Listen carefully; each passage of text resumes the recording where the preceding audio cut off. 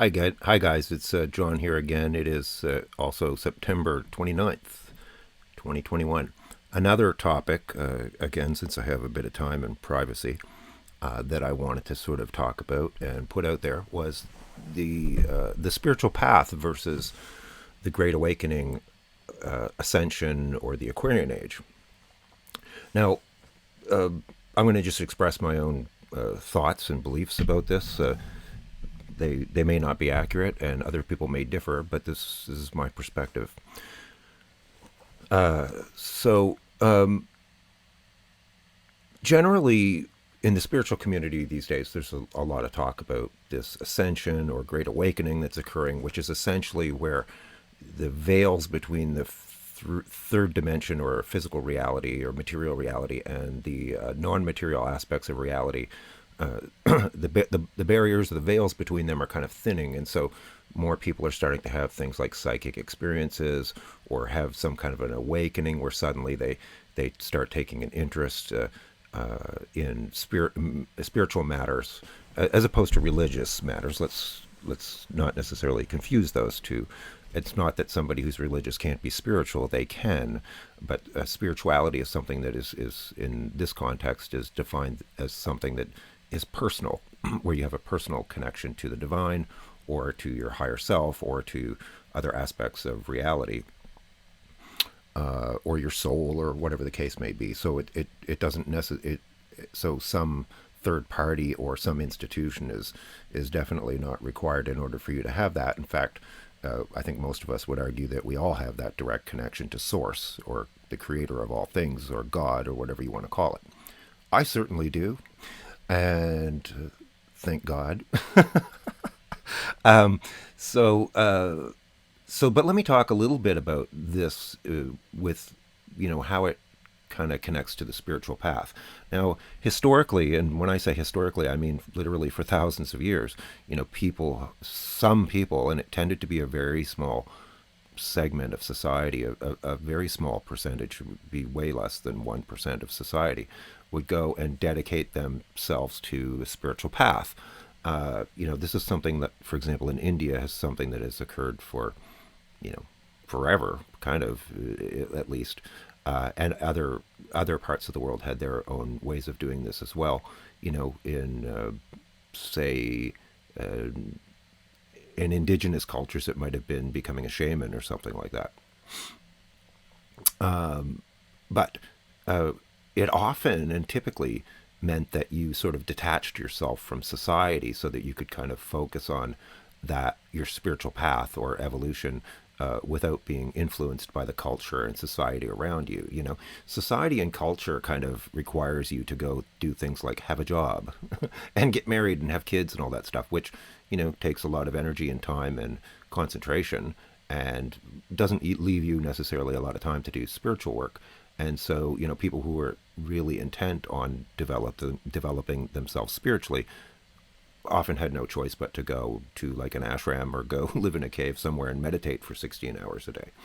And let me first of all say that I personally have no issue. Like, if somebody wants to completely dedicate themselves to that and separate themselves from all the glamour and illusion of material reality, go for it. I'm like 100% supportive, right? So everybody, somebody who wants to do that is somebody obviously who takes spirituality extremely seriously and essentially is saying, like, I want to become enlightened, so I'm going to dedicate myself to this. Now, typically that might take multiple lifetimes of doing that before you could achieve enlightenment. It may vary person to person or being to being, but that was historically what was the case.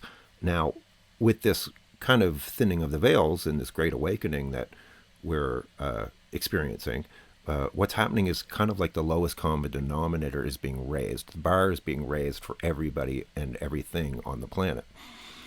And so that's really cool because it's kind of like we're all getting a boost, just by being here. Wonderful. However, that's not necessarily the same thing as somebody who wants to completely devote and dedicate themselves to their spiritual development and spiritual growth. Now, we don't know exactly how this is going to play out in this what I call the Aquarian age, which is, I did a video on that too, or a podcast or whatever these are. We don't know how that's all going to play out, but I think it's fairly safe to assume that it's like we're not going to suddenly have like 7 billion enlightened people on the planet. And we're probably not even going to have 2 billion enlightened people on the planet. We're probably not even going to have like 100 million enlightened people on the planet. To me, enlightenment and this awakening are two different things. If Because once you achieve a state of enlightenment, you don't need to incarnate anymore. You have basically, the boundaries between you and your soul are so narrow that there actually aren't really any, and so there is no need to have like a material experience anymore, or to engage in the division of separation, or duality, right? So it becomes non-essential. Now, this is based on my many years of reading and research on this topic, but there are some beings who achieve a state of an enlightenment and then reincarnate because they want to assist with the evolution of other beings, because being of service to others is a critical component of spirituality, but it's not required. And so what I'm trying to say is that just because we're going through an ascension or a great awakening doesn't mean that we're enlightened, and it doesn't mean that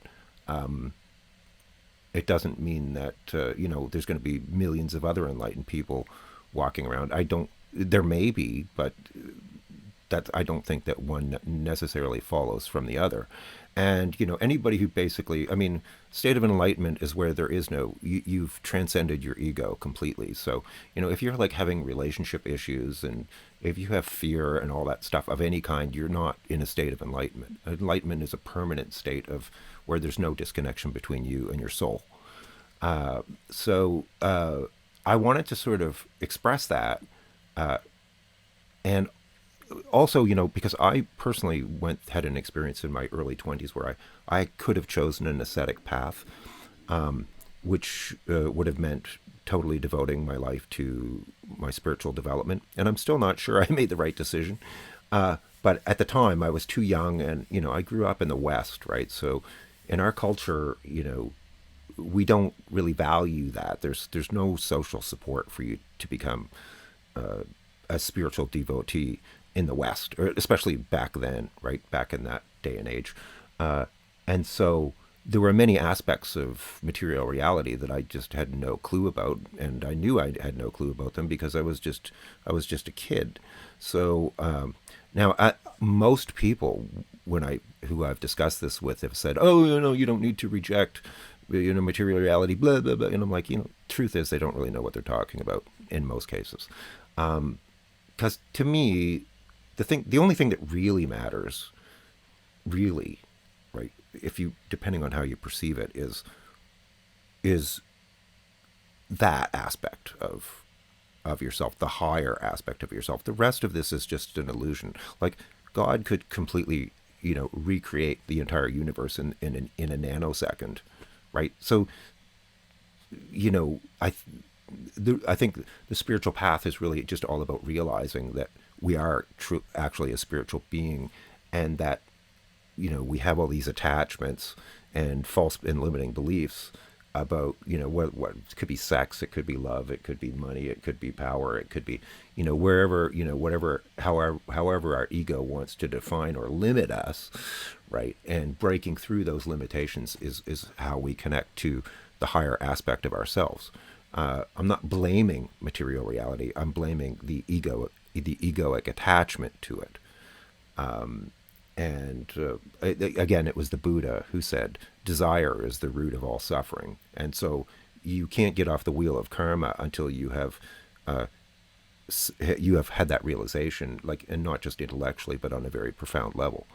So, the spiritual path versus the Great Awakening or the Ascension, or and what life is going to look like in the Aquarian Age. I would anticipate that it would be easier to gain enlightenment in the Aquarian Age because these kinds of things will be more broadly accepted and understood. And then there's always there will be some people who just have the gumption to basically go and say, like, screw it, like, I don't really give a crap about career and all that other crap. I'm just going to devote myself like 110% of the time to my spiritual development. And I have met people who have gone and done this kind of work and spent 8 hours a day in meditation and stuff like that, like literally met them and engaged with them. So that's something that you can do if you want to. You don't need to, but I'm just saying again, it's an option on the smorgasbord of life.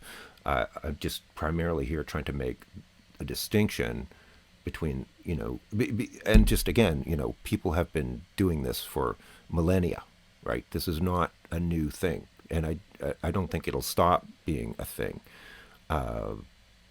It's just an option. Okay, I just listened to what I recorded so far, and I need to add in a couple of the things.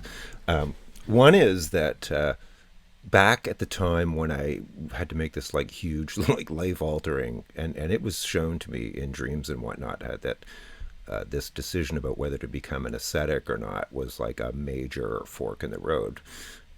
Pretty intense thing for somebody in their early 20s to be facing in the West, like I said. And oh, especially in hindsight, all of the people who poo-pooed that were like extremely heavily invested in egoic attachments to material reality, right? Like, so don't ask these people for advice about spiritual matters because they don't even know that they don't even know, how limited their perspective is. And of course, if you reflect or question the essential value or nature of their paradigm, well, that's terrifying. That's absolutely terrifying to suggest that, oh, wait, you're trying to tell me that I'm 45 years old and I spent my whole life being attached to and focused on BS. Nobody wants to hear that. So anyway, a note of caution there. I was also, when I stopped and reflected on this further, I was inspired or guided to share an experience that one of the most powerful experiences I've ever had personally in my entire life. I believe it probably will be the highlight peak spiritual experience I've ever had. So, not quite a few years ago, probably, well, 4 or 5 years ago, I went through a period where I was really doing a lot of intense spiritual work. And I've had a few of those, but this was one in particular where I was in a wonderful situation, a wonderful setting, and I was doing like really deep spiritual work every day. And there was something that was occurring in that time frame that really confused the crap out of me. And of course, it had to do with relationships and, right, what's going to push your button more than in a relationship. And at one point, I was like extremely frustrated, and I was just going like, I was upset, very upset, and I was like, what is the point of this? What is the point of all of this, crap and BS that I have to deal with? I was intensely upset, and so one of my guides like semi-materialized, and said, John, something really, really important is happening. Like, really, this is huge. This is like incredible. It's very rare. It's very rare. And I'm like, and he guides me to go out onto my back deck. I have this little deck overlooking trees and stuff, and from my apartment.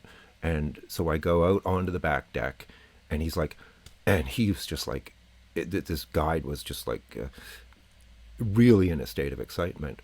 And at that time, my soul approached me. And my guide said to me that this is extremely rare. Like, they're not supposed to do this, right? They're not supposed to inject themselves into third dimensional reality. And so my guide approached, and I was allowed to ask one question from my soul. Oh, this is like, fuck, still just sends me into a state just thinking about it. It was so incredible. It's like, it's like a scene from a movie or something. But so there I am, and I'm allowed to ask my soul. My soul has this incredibly powerful presence, just like, wow. It was so powerful, and it's androgynous. It didn't have like a male or female energy. It was kind of androgynous, but it was right there in front of me. I sensed it, I felt it. And the question I asked was, how do I stop the suffering? How do I stop the suffering? And my soul answer was, attach yourself to what is real, not what isn't. How do I stop the suffering? Answer, attach yourself to what is real, not what isn't. That was it. It was over. This only lasted a few seconds, right? So then, of course, I spent a long time thinking about, what is real. Actually, years contemplating this. What's real, But actually, the truth is that not too long after I had that experience, there's a song, "Only Love is Real." Only love is real. Everything else illusion. So the answer was right there. But nonetheless, I still had to reflect on this for years after to really think about that. And so anything that isn't love is an illusion. That's the answer. And that's why, and that is why people devote entire lives to trying to discover that. Now, I know this, right? It makes sense to me. I understand it. But I experience a lot of things that aren't pure love. And so, I haven't fully integrated that, and who knows when that'll happen. It could take lifetimes to really completely understand that concept and embrace it and live it and be it and nothing else. To just be love. And I have had, experience very profound and deep experiences of pure unconditional love. I know what that feels like, but I don't walk around in that state like 24/7. Like that would just be a lie for me to say that. It's just not true. And so the things that keep me out of that space, that's the stuff that I have to work on, right? Whatever it is, whatever pushes my buttons or triggers me, or wherever I feel incomplete or lacking, or where I condemn myself, or whenever I get upset or pissed off, like that's the stuff that prevents me from being in that space of just pure love all the time, right? So it's an easy thing to say, attach yourself to what is real, not what isn't, and what is real is love. But try living that like nonstop, and when you do, you'll be enlightened. Anyway, that's the end of my sermon. This one anyway for today. Thanks a lot for everything. Thanks for the likes, shares, feedback, and comments. I really appreciate it. And God bless you all. So mote it be, amen.